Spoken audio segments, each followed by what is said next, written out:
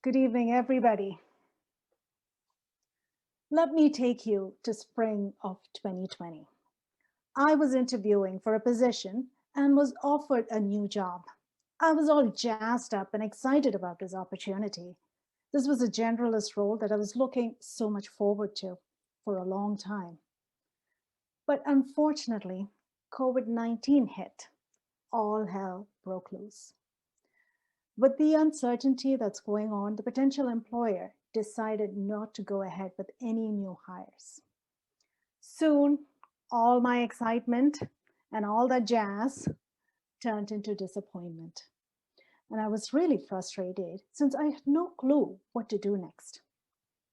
Me being the kind of person who would like to be busy all the time, this change in my life left me scrambling on deciding what to do next, how to utilize my time a little bit better. So when I was thinking about this reignited an old desire in my mind that I had set aside for a long time of writing a book. Why not try it now? I have the time. Of course, this seemed to be a lot of effort. I was a first time writer. No one in my family is ever written a book. It seemed like a daunting task ahead of me. Who would I turn to for help? How much money, time, or effort will it take? And who would publish my material? These questions were constantly bothering my mind. So I thought I have to set aside my worries and I had to start somewhere. So as a first step, I started researching. I started with researching on people who have already written books, publishers. But at the same time, on the side, I started writing the content.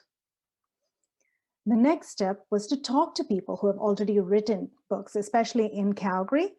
And I found three very efficient Toastmasters who have written books. And I actually asked them for help. I'll name three of them: Shelley Goldbeck, Anthony Zani, and Patricia. So in a way, I was gathering a team for myself for a big project of authoring a book. I solicited suggestions, feedback, and opinion. And to my pleasant surprise, they were so gracious in sharing their ideas, their experiences, and pointing me into the right direction. When I first contacted Shelley Goldbeck, she told me about Amazon publications where you could put your manuscript, decide on your publishing date, and you could pull it back anytime you wanted. Moreover, Shelley agreed to contribute to the book and the material, and she agreed to proofread my manuscript, which was a huge relief for me. So I gave her the task, and next I spoke with Anthony. Anthony is a DTM, he's a distinguished Toastmaster, and had recently authored a book on management and leadership.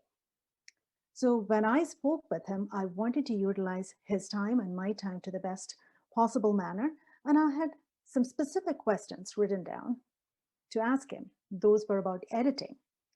The key here was specificity, so I was not wasting his time either. He told me the importance of editing and how he had edited his book 3 times. Later, he also read my manuscript and he gave me some suggestions, which I later on included in the book. He suggested a cover designer for me, Melissa, who designed my cover page as well. Lastly, I spoke with Patricia. Patricia introduced me to a plethora of information like publishers, outsourcing, editing, proofreading, outside of Canada, even Upwork. So I loved this communication and the collaboration from my volunteer team. During all these research and info gathering, I was actually setting up the team and I realized an important lesson here. I needed them more than they needed me. Isn't that true with every leadership role? That the leader needs the team more than the team needs the leader. And after collaborating with the team, I laid all the information out in front of me. I had to pick and choose what would work for me and what would not, I had to leave aside. So I had to synchronize thoughts and ideas from my team and absorb what I can work with. And lastly, I had to set a timeline for myself to finish this project. Honestly, the timelines were being pushed and postponed several times. When you're your own boss, the timelines keep extending and extending.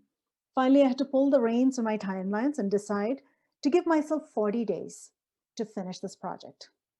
At this point, I had to focus on what resources I had in front of me, what I had to complete myself, and what I could delegate.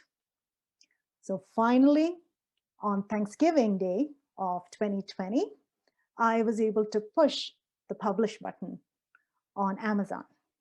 It was so fulfilling as well as nerve-wracking for me. In this ride, there was individual work, there was teamwork and volunteer work. I had to maneuver my team to fulfill my project. And here the collaboration, communication, and sometimes over communication with the team, with my thoughts and how I synchronize the efforts for the desired outcome is what mattered most. There was a lot of patience needed, especially when the work is done by volunteers at their own time. And today I'm glad that we did this project together as a team, and we all gained good things from this experience. Today on Amazon, my book has sold over 100 copies. And most importantly, we were able to come up with a helpful tool for people in this critical job hunting journey.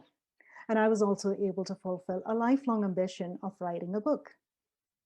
With this experience behind me, I look forward to helping many more, perhaps even to inspire them to write a book. Madam Toastmaster.